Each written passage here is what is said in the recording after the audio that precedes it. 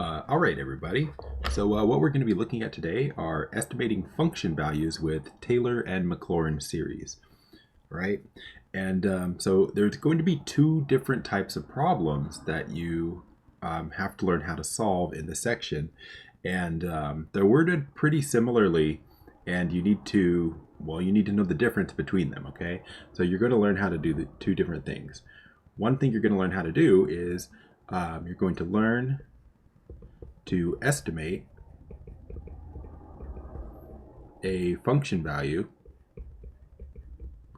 Doesn't say function. A function value using a Taylor or Maclaurin polynomial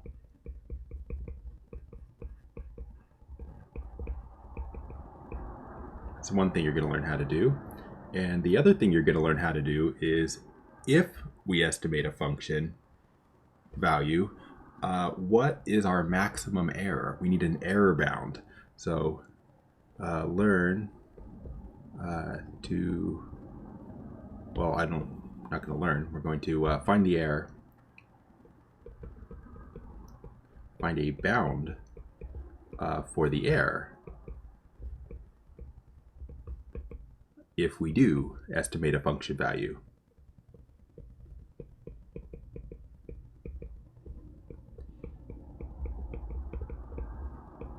And like I said, these are going to be like pretty similarly worded in Newton, and so you want to be able to tell the difference between them. I think what we're going to do is we're going to learn how to estimate a function value first, and then after we do that, we're going to come back and we're going to do what's it called? Taylor's theorem and the error bound. So let's go ahead and get started. So here's the idea. Well, let's write what we're doing first. Estimating a function value. All right, that's the first thing we're going to look at. So the idea is pretty simple, right? We know what a Taylor series is now. So we know that f of x is equal to its Taylor series, if there is a Taylor series, right? So f of a, f prime of a, x minus a, f double prime of a, x minus a squared over 2, f triple prime of a, 3 factorial. I should put a 2 factorial there. It's the same thing, but you know, dot dot dot. All right, so what do we have here? So what we have there is a Taylor series. Okay, now what we're going to do though is we're going to stop calculating the Taylor series early, right? This has an infinite number of terms. Taylor series, generally has infinite number of terms.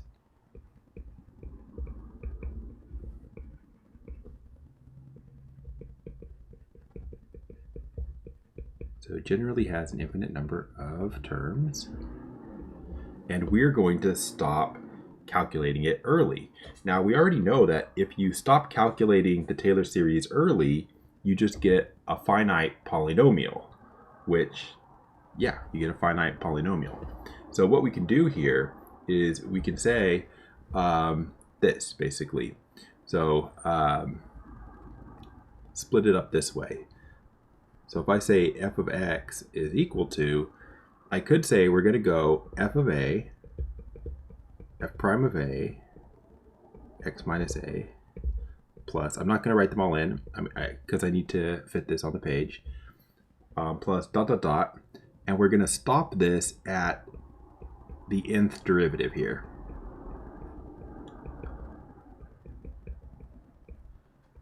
Okay, so that much right there is not the entire Taylor series, right? That is just the Taylor polynomial. But the Taylor series continues past this point. So there's more more terms past this, right? You move on to the n plus 1 evaluated a over n plus 1 factorial, x minus a to the n plus 1, and you just keep going forever. Now, what I'm trying to do here is, split this Taylor series in the middle here, because this first part here, this is what we were previously calling Pn, right? That's the nth degree Taylor polynomial. Well, that's great. What's the second part called? Well, what we do is if you split off the Taylor polynomial, then what's left they call Rn.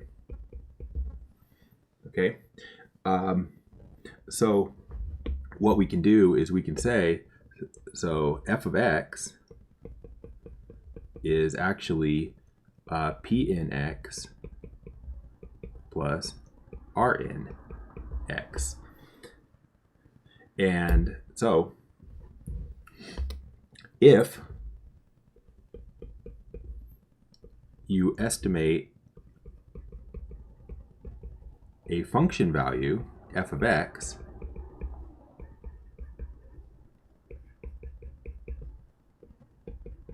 with Pnx,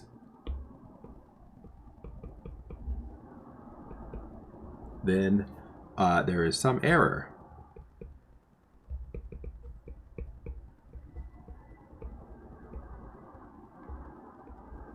Rnx is the error.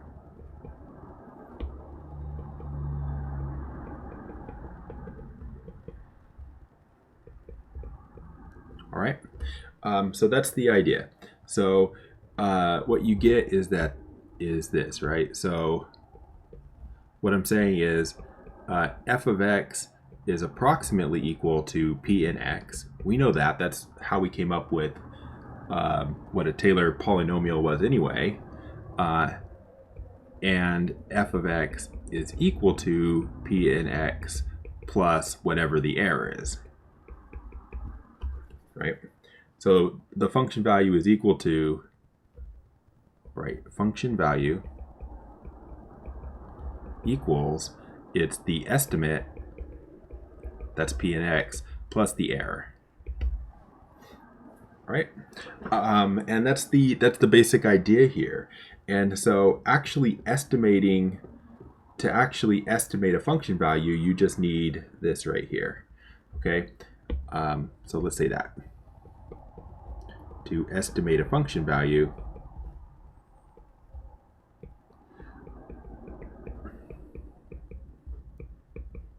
with Pn, all you do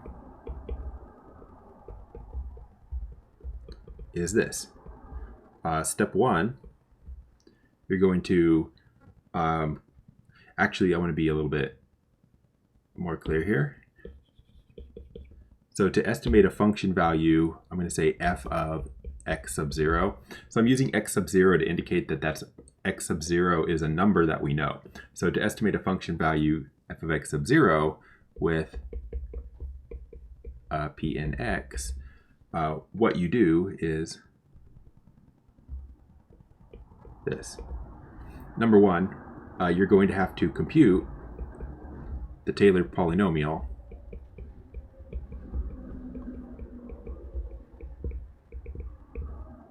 Pnx. All right. And then step 2, you're just going to plug in your x sub 0, right? That's why we have that number. So you're going to evaluate Pn x sub 0, because the f of x sub 0, which you want, is approximately Pn x sub 0. Okay, so it's literally just compute the function value, compute the Taylor polynomial and plug in a number, right? So let's do an example. We're not going to do a lot of examples of this because we want to move on to the error formula, because the error formula is a little bit trickier. Let's try an example here.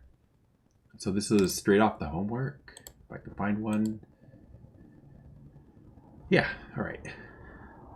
Use the second Maclaurin polynomial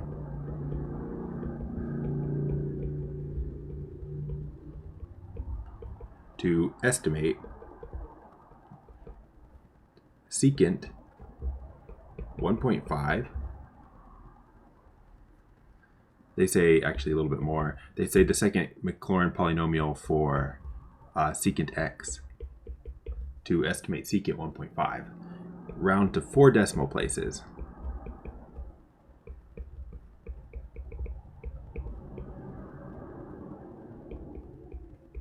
All right. All right, got a calculator. Let's go. So, what are we going to do? Well, we need the second Maclaurin polynomial. Now, that's a little bit kind of awkward language, but second Maclaurin polynomial means we're just going to be calculating P2. That's all. Second means second degree in this case. So, step 1, we're going to compute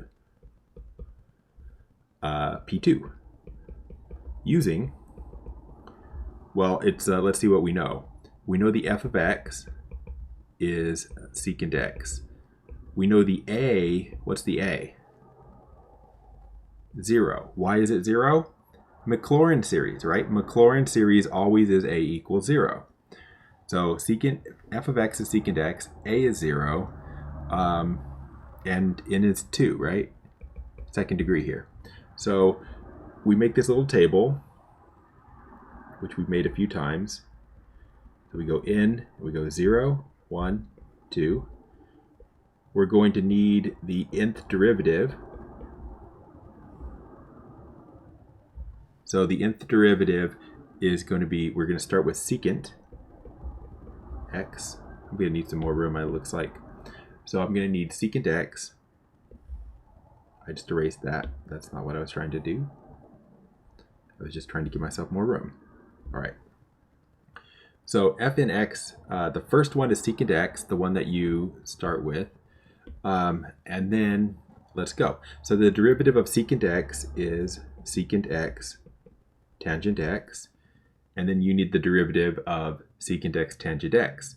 So that derivative is going to require the product rule. So you're going to need like secant x times the derivative of tangent, which is secant squared, and then plus plus tangent times the derivative of secant, which is secant x tangent x. Still didn't leave myself enough room. So secant x tangent x. All right. So that's that derivative, kind of annoyingly long. And then what we're going to do is we're going to have to plug in 0, right? You plug in your a equals 0 here. So we're going to need to evaluate f in at 0 because, of course, a is 0. All right, so we just do this. So you need secant 0. Secant 0 is 1 because it's 1 over the cosine of 0. You're going to need secant 0 tangent 0, which is 0 because tangent 0 is 0. Here you're going to have it's secant cubed of 0, it looks like, plus tangent squared 0, secant 0. Now, secant cubed 0 is 1, and then tangent 0 is 0 still, so this is going to come up 1. All right, so you do that. Now, remember what we're going to do with these is we're going to have to use these numbers here in the formula for P2, because these numbers are like f in, no, sorry.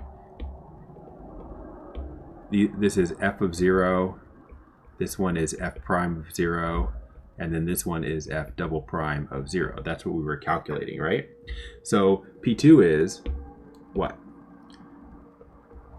So P2, which we know has a formula, f of 0, f prime of 0. Normally it's x minus a, but it's just x because a is 0 here on a Maclaurin series. F double prime of 0 to x squared. So that's the Maclaurin polynomial of degree 2. So we fill in our numbers here, which are 1, 0, 1. We just get 1 plus 0x plus 1/2 x squared. So overall, P2 is simply 1 plus 1/2 x squared. So that's your polynomial. So if we were in the previous section, this is what we would be trying to calculate, that much right there. Because we're trying to estimate a function value, once you have P2, you have a second step. So now we want to use P2 to estimate, what is it, secant 1.5. And so it's pretty simple, really. So the function, right, the function was f of 1.5, or sorry, no, it wasn't. The function was f of x is secant x, right? So the idea is you're supposed to be calculating secant 1.5, but that's just f of 1.5, right? And f of 1.5 is approximately P2 of 1.5. And P2 of 1.5 is just plugging a 1.5 into this formula that we just came up with. 1 plus 1/2 1.5 squared. So you grab a calculator, you just calculate that. 1.5 squared over 2, 2.125. And that's it. So secant 1.5 is approximately 2.125. All right. And that is how you do this. So you're just going to calculate the polynomial the way we did in the previous section. And the only new thing is that you're going to plug a number in when you're done. All right. And that's it. So,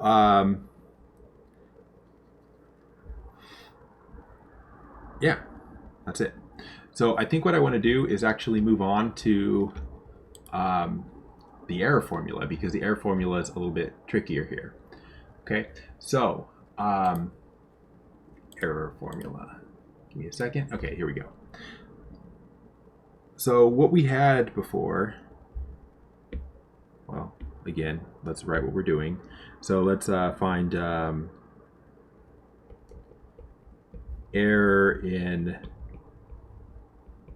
Taylor approximations.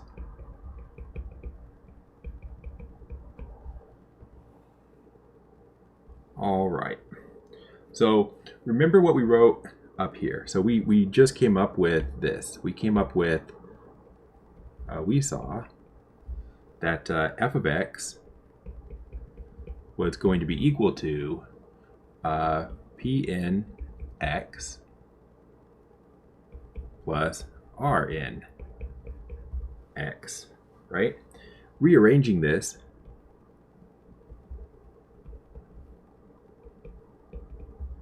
we get, and I'm going to write out what these are, or what the Rn x is again,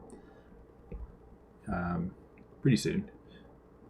So rearranging this a little bit, you get Rn x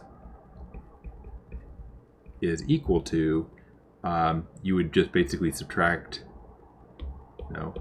you would basically just subtract this off to the other side. So f of x minus Pnx. All right, so this is what you get here. And so the idea is, remember what each of these things is, right? This is your actual function. This is your approximation of the function, right? Your Taylor polynomial is an approximation of the function, and then your Rn is going to be your error in the approximation. So yeah, that's what we have, right? So then what Taylor's theorem says is this. So we're not going to prove this, but I'm going to write down Taylor's theorem for you. So very important theorem.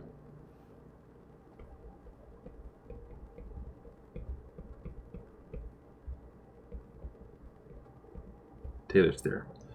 So let's be careful about it. Let f be a function that can be differentiated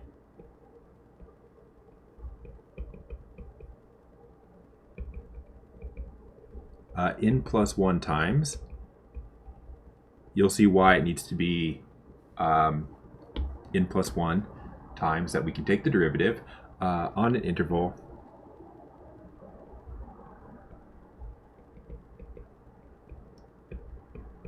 I, okay, containing A. All right, and then let Pn be the nth degree Taylor polynomial.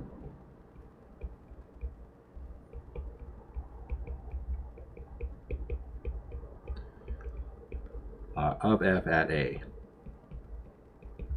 All right, that's just preliminary, okay? Then what we're going to get here is that, let's see here. For each x in I, there is a real number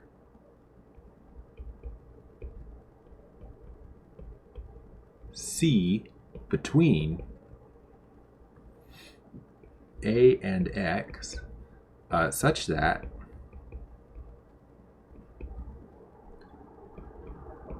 Rnx is equal to the n plus first derivative evaluated at C over the n plus 1 factorial and then x minus A to the n plus 1.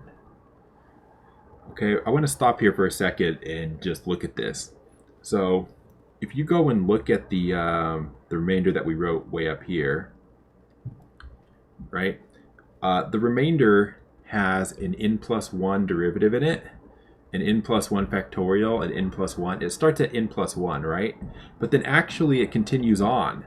There's an n plus 2, n plus 3, n plus 4, n plus 5. There's all of those terms there, okay?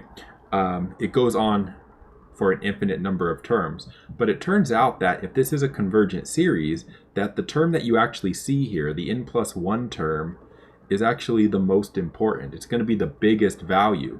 It's going to be a lot bigger than all of the ones that come after it.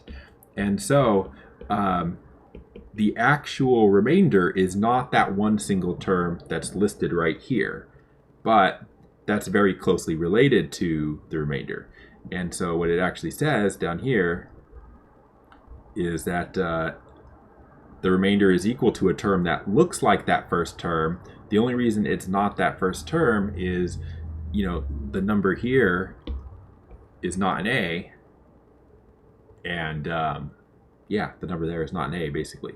There's just a special number, C, that if you have the right number there, then this is true, okay? And this is what Taylor's theorem says. It's one of the things. What we care about, though, is not quite this. What we care about is a bound on this. So what we have is if there is a number m with, we're going to need the n plus 1 derivative of x in absolute value. It's going to be bounded by m for all x in the interval we care about. Then the remainder is going to be less than or equal to m over n plus 1 factorial, absolute value x minus A to the n plus 1 for all x in I. Okay, And so what we're doing here is this. So your error, oops, too big, too big, too big. So the idea is this. This is your error. It is equal to this thing, okay? And what we're doing is we have this derivative here. If you knew this magic number c, then you would plug this number in here and you would know exactly what your error is. But you don't know that number c. So what we're going to do is we're going to say, well, how big could this derivative possibly be? How big could that derivative possibly be? If the biggest the derivative could be is m, then we can just put an m in here, and it won't be what the error is equal to, but if we put the biggest possible number in, then we'll have the biggest possible error. So that's what we do. So we put in the biggest possible derivative, and then your error is less than the maximum error. Okay, this is a whole bunch like the error formula for like, what's it called? For Simpson's rule and for trapezoidal rule. Okay, the only difference is that it's not like for Simpson's rule, it was the fourth derivative, and for trapezoidal rule, you were looking at the second derivative. And for this, you're looking at the n plus 1 derivative because you can do this for any n. Okay, and this is the formula, though, that you're going to be using to estimate the error. So let me get a picture here just to give you an idea of what's going on. I'll distill one of the pictures from yesterday rather than come up with a new one. Why did you put that way up there, though? Come down here. Okay.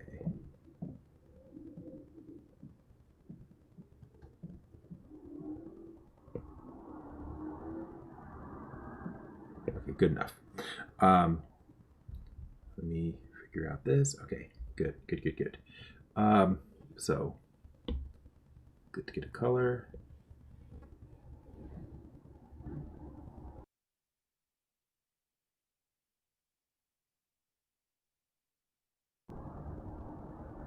What was that? What just disconnected from my computer and then reconnected? All right, so here's a picture here. So the idea is this is showing a function and it's showing a Pn. And I think this was actually like, I don't remember. I'm just going to call it P5. It's from the previous lecture. It might have been like P7 or P3. I don't even know. But let's just call it P5, just pretend. Okay, so when you do an estimate, you're going to get this.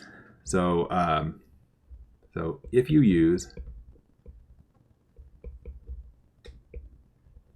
P5 of 1 to estimate f of 1, you would get this.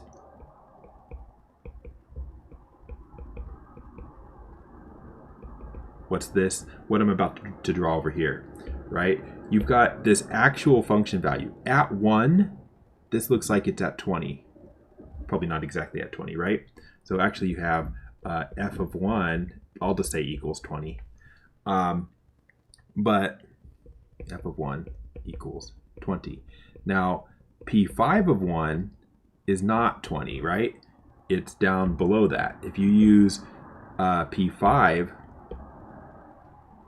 you would be getting this value right here, which looks like 5, 10, 15, like maybe like 17 or something. I'm just going to call it 17. Okay, so then what you have is some error. So there's error. Okay, now what you can say about the error is this. We know the error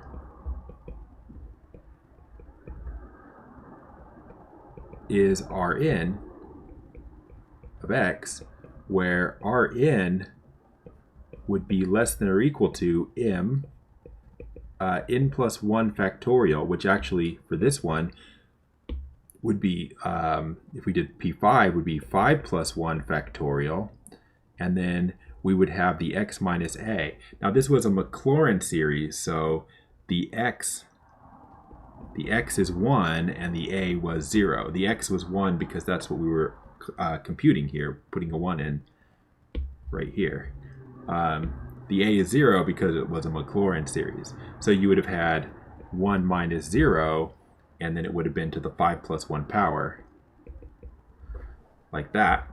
And so you would have m over 6 factorial, 1 to the 6th.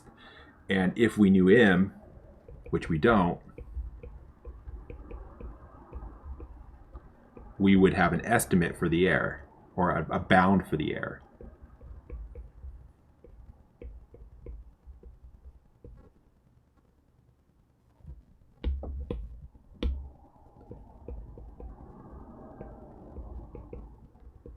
So the main thing I was trying to get across with this picture is this is what it looks like, right? You've got a function value, you've got an approximation, and then you've got your Rn is right there. Actually, that's Rn of x, so that's actually Rn of 1, the difference. Okay, and so what we want to do is find a bound for that Rn, and that is what this does. It gives you a bound for the Rn. Okay, now what we just did here was kind of illustrating the idea, but it wasn't the whole thing. So let's do like a whole problem from beginning to end, and then you will see what we are doing here.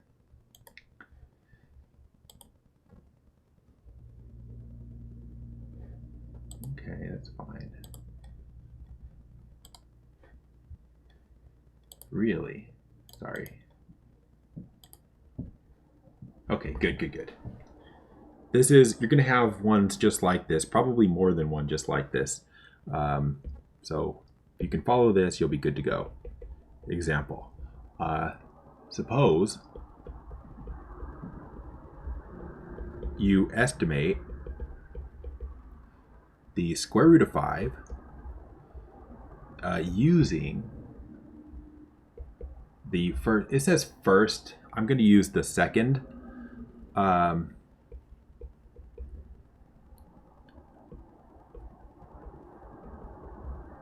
Actually, you know what? I'm not. I'm going to even use the third, okay? They'll do first, second, third, maybe even fourth. Probably just first, second, third, though. So suppose you estimate square root 5 using the third Taylor polynomial of square root x, there's your function, about x equals 4. And we want to, we're not actually doing that estimate. We know how. You could just do P3 and then plug in 5, right? That's all you would have to do. But we're estimating the error. So they say use Taylor's theorem to bound the error. Round to 4 decimal places. Right? So you can see the difference between the other problem type, right? We are using Taylor's theorem to bound the error. That's different. Okay? Now, let's write what we know. So our function was f of x equals square root x, which I'm going to write this way, x to the 1/2. Okay, because we're gonna need to take some derivatives. Now, what's the a? The a is where we're doing the what's it called? Taylor series about x equals a. So we're doing the Taylor expansion at 4, right? They told you that in the problem right there. There's your a. And then also, what's the n? Right? Because the n is going to matter for this. The n is what Taylor polynomial we're doing. So we're using third. So we're doing third, right? Because they said third degree Taylor polynomial.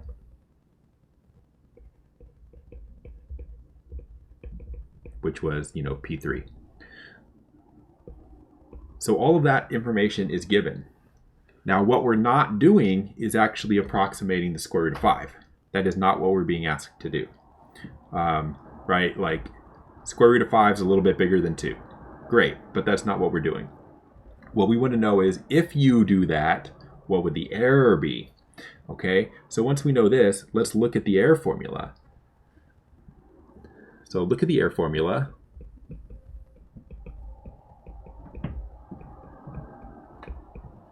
So from Taylor's theorem. So for Taylor's theorem, it says that Rn of x, I'm going to put an x0 in there because reasons, is less than or equal to, what was it? It was n plus 1 factorial, absolute value x minus a, this should be x0 minus a, to the n plus 1. So all I did was I replaced the x with x subscript 0. And the reason I did that was I wanted to say this, where the n plus 1 derivative of x, I didn't want that x to get confused with the other x, has to be less than or equal to m on the interval. And the interval is a little bit tricky. The way, like where the interval is it's either from a up to x0, or it's x0 up to a, because you don't know whether x0 is on the left or the right hand side of a, just depending on whether it's left or right. So like that, or switch if x0 is smaller. That's all. So that's why they didn't even want to talk about that when they wrote the formula down, and that's why they called the interval I. All right, so this is the formula. Now we're doing this for n equals 3, right? So for n equals 3, actually for n equals 3, and the x sub 0 is where we're doing the approximation, which is actually 5. Okay, and a is what? I should have written that up here. That's where we're doing the approximation, or what we try to approximate.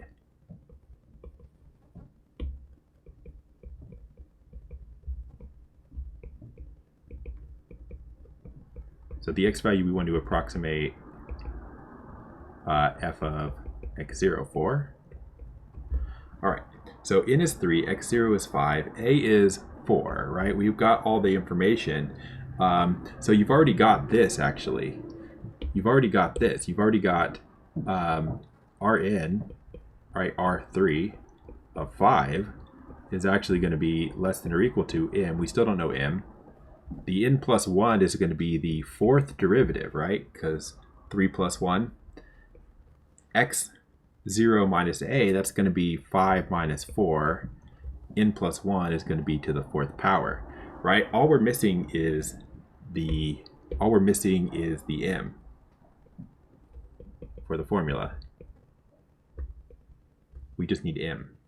All right, so that's going to involve the fourth derivative, because we have, but we know the n plus 1 derivative of x needs to be less than or equal to m. So that's actually for us the 3 plus 1, which is going to be the fourth derivative of x, needs to be less than or equal to m on, the interval is going to be 4 to 5. Why 4 to 5? Remember, the interval here is a to x0 or x0 to x, whichever one makes sense. All right, so we need the fourth derivative. So we need the fourth derivative. All right, and you just calculate that. So you have, what's f of x? X to the 1/2. So f prime, you're just taking derivatives. 1/2 x to the negative 1/2. F double prime of x, negative 1/4 x to the negative 3/2. F triple prime of x, 3/8 x to the negative 5/2 f4 derivative. Negative 15 over 16 x to the negative 7/2, which that's the one we need, so I'm going to write it this way. Negative 15 over 16 x to the 3.5. All right. Now, we need a bound here. Find bound for the fourth derivative on, and we're just looking at 4 to 5.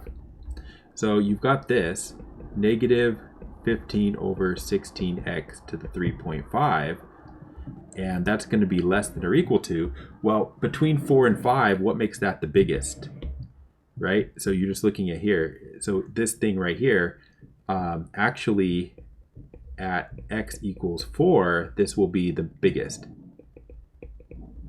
in absolute value. Why 4? Well, because the x is in the denominator, right? So you want, if you make the denominator big, you make the fraction small. If you make the denominator small, the fraction is big. So this is always going to be less than 15 over 16 times 4 to the 3.5. Okay, so I'm going to punch this into a calculator here. 15 over 16 over 4 to the 3.5. That is 15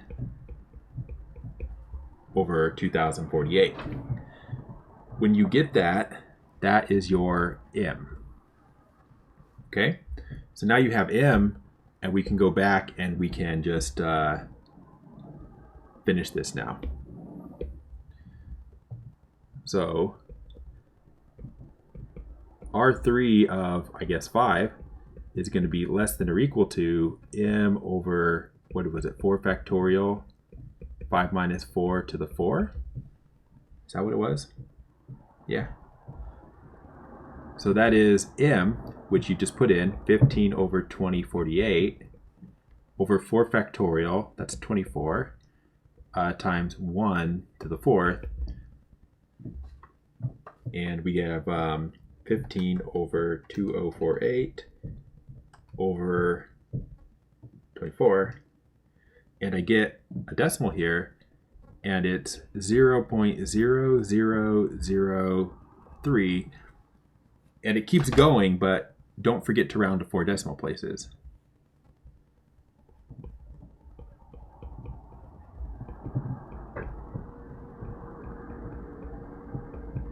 Okay, and there you go. So that is how you do this. Okay, so you're going to write out what the remainder formula says, fill in the numbers, and the hard part, which is not that hard, is calculating the m based on, you know, what derivative you need. All right, so that's it, and I will talk to you later. There's going to be another video on this stuff.